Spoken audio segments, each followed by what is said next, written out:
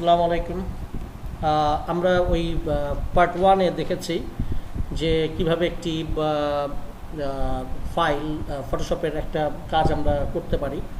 সেখানে দেখানো হয়েছে যে একটা নতুন ফাইল কিভাবে ওপেন করে, আর আমাদের যে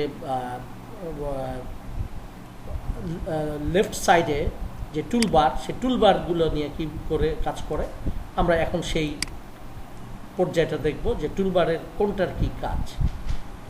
এটাকে বলে রেক্টেঙ্গুলার।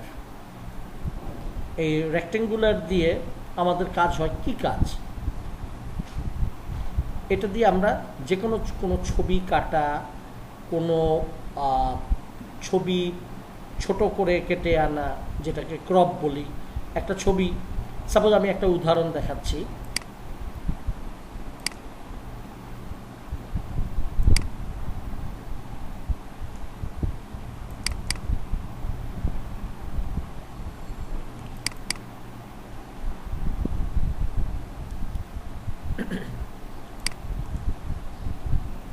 লাইক একটা ফাইল, এটা আমার কোনো একটা ইমেজ, আমি ইমেজে কিছু এডিটিং করব।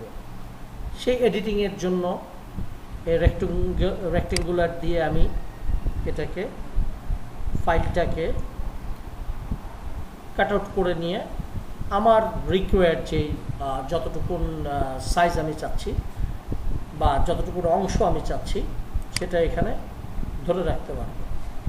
আর সেটাকে ক্রপের ইয়ের জন্য এখানে আমাদের ইমেজে, যেহেতু ইমেজ নিয়ে কাজ করছি, ইমেজে একটি ক্রপ অপশান আছে। ক্রপ অপশান দিলাম, এটা আমার রিকোয়ার্ড একটা সাইজ তৈরি হয়ে গেল। আমি যতটুকুন চাচ্ছি যতটুকুন রাখবো।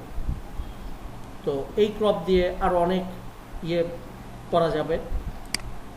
যেমন আমি সাইড থেকে এতটুকুন অংশ আবার কেটে ফেলতে চাচ্ছি, এটা কাটা হয়ে গেল।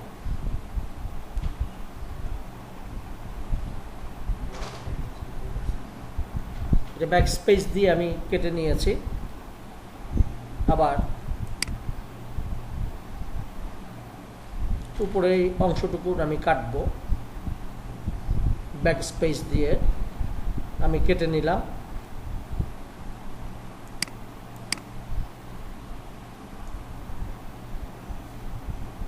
আবার ব্যাক স্পেস দিয়ে এতটুকু অংশ কেটে নিলাম। এখন আমার টোটাল ফাইলের সাইজ আগে যা ছিল এই ফটোগ্রাফের সেটাই আছে।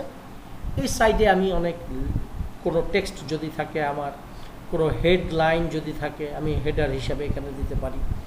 সাইডে আমি আরও কিছু অ্যাড করতে পারি, সেটা আমার চাওয়ার উপর আমি কি করতে চাচ্ছি।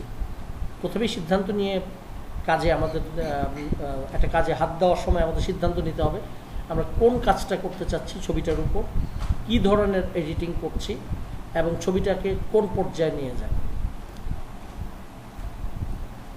তো এই মোটামুটি রেক্টেঙ্গুলারের কাজ আমরা এটা দেখলাম। তো পার্ট 3-তে আমরা আরেকটা টুল নিয়ে কাজ করব। সেই টুলের উপর এটাকে বলে মুভ টুল। তো মুভ টুলের ইয়েটা আমরা থার্ড পার্টে আমরা দেখে নেব। সবাইকে ধন্যবাদ এই পার্ট 2 অংশটা দেখার জন্য। আসসালামু আলাইকুম।